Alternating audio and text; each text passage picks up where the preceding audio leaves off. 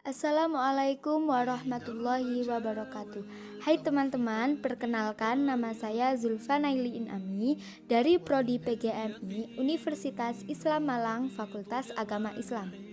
Nah, di sini saya akan menerangkan tentang pelajaran IPA pada bab tumbuhan berbiji atau spermatopita. Tumbuhan berbiji atau spermatopita adalah kelompok tumbuhan yang memiliki ciri khas, yaitu adanya suatu organ yang berupa biji. Biji merupakan bagian yang berasal dari bakal biji dan di dalamnya mengandung calon individu baru, yaitu lembaga. Nah, lembaga ini akan terjadi setelah terjadi penyerbukan atau persarian yang diikuti oleh pembuahan. Selanjutnya ada manfaat tumbuhan berbiji bagi manusia. Nah, di sini ada banyak manfaat tumbuhan berbiji bagi manusia, akan tetapi saya akan memberitahu 3 macam saja. Yang pertama, gandum, padi, jagung, dan sagu merupakan makanan utama sebagian besar penduduk di dunia. Yang kedua, kacang, tomat, kol, kentang, dan wortel merupakan makanan sayuran sebagai sumber serat, protein, dan vitamin.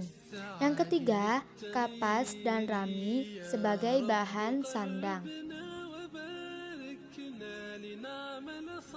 Selanjutnya ada ciri-ciri dari spermatopita.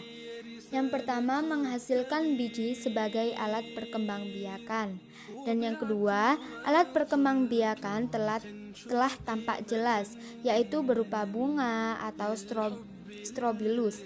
Alat kelamin jantan ini adalah benang sarinya dan alat kelamin betina adalah petik. Yang ketiga, cara hidupnya fotoautotrof. Nah, fotoautotrof ini apa sih? Fotoautotrof ini adalah organisme yang dapat menggunakan sumber energi cahaya untuk mengubah bahan anorganik menjadi bahan organik. Nah, yang keempat yaitu mempunyai berkas pembuluh. Dan yang kelima, generasi sporofitnya merupakan tumbuhan utama, sedangkan gemotofitnya telah mengalami reduksi. Yang keenam, kandung lembaganya terlindung di dalam ovula. Nah, setelah pembuahan, bagian ini akan menjadi biji.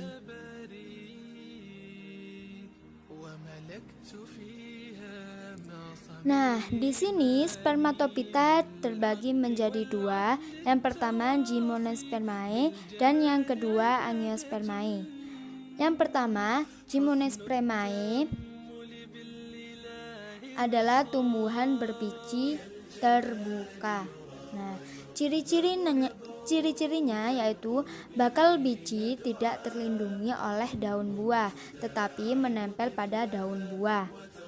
Pada umumnya merupakan perdu atau pohon, batang dan akar berkambium sehingga dapat tumbuh membesar. Akar dan batang tersebut selalu mengadakan pertumbuhan menebal sekunder dan mempunyai akar tunggang. Daunnya sempit, tebal atau berbentuk seperti jarum. Alat kelaminnya terpisah, serbuk sarinya terdapat dalam strobilus jantan dan sel telurnya terdapat dalam strobilus betina. Belum memiliki bunga sesungguhnya, dan Gymnospermae ini memiliki batang yang tegak lurus dan bercabang-cabang. Daunnya jarang yang berdaun lebar, jarang juga yang bersifat majemuk, dan sistem pertulangan daunnya tidak banyak ragamnya.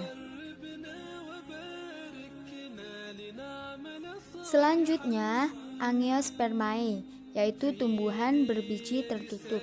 Nah, di sini ciri-ciri Angiospermae yaitu mempunyai bunga yang sesungguhnya, dalam arti telah memiliki kelopak, mahkota bunga, benang sari, dan petik. Nah, bentuk daun pipih dan lebar dengan susunan daun yang sudah bervariasi. Bakal biji tidak tampak, yang dalam arti terlindung dalam daun buah atau putik. Di sini terjadi pembuahan ganda yang artinya sekali proses pembuahan terjadi dua hasil. Nah, yang pertama peleburan antara sel telur dan spermatozoid menghasilkan embri atau lembaga. Dan yang kedua peleburan antara inti kandung lembaga dan spermatozoid yang menghasilkan putik lembaga atau calon endosperm. Selanjutnya yaitu pembentukan embrio dan endosperm ini berlangsung dalam waktu yang relatif dan singkat.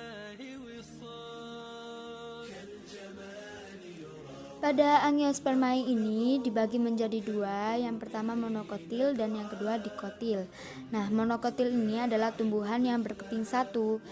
Untuk ciri-cirinya, yang pertama, susunan akarnya adalah akar serabut. Ujung akarnya terlindungi oleh kaliptra atau tudung akar.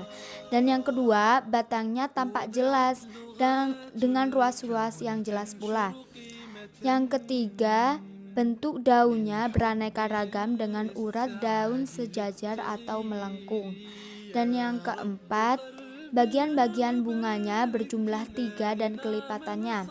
Yang kelima, bijinya hanya memiliki sebuah keping atau kotiledon. Yang keenam, pada umumnya akar maupun batang monokotil tidak mempunyai kambium. Oleh karena itu, kebanyakan tumbuhan monokotil tidak dapat tumbuh besar kecuali pohon suci dan nenas seberang. Lalu yang dikotil ini adalah tumbuhan berkeping dua. Untuk ciri-cirinya, yang pertama akar, batang, dan daun sudah sempurna. Akarnya tersusun atas akar tunggang. Dan yang kedua, batangnya sangat bervariasi. Pada batangnya ini terdapat banyak cabang. Yang ketiga, bentuk daunnya beraneka ragam dengan urat daun yang tersusun menyirip atau menjari. Yang keempat, tumbuhan kelas ini berkembang biak secara kawin. Hasil pembuahannya adalah lembaga yang tersimpan di dalam biji. Pada waktu biji berkecambah, kotiledonnya terbelah menjadi dua. Yang kelima, bagian bunga berjumlah 5 atau kelipatan 5. Yang keenam, ujung akar dan pucuk batangnya tidak diselubungi oleh suatu pelindung. Yang ketujuh, akar dan batangnya mempunyai kambium sehingga dapat tumbuh. Sekian dari saya, semoga bisa bermanfaat bagi teman-teman semua. Wassalamualaikum warahmatullahi wabarakatuh.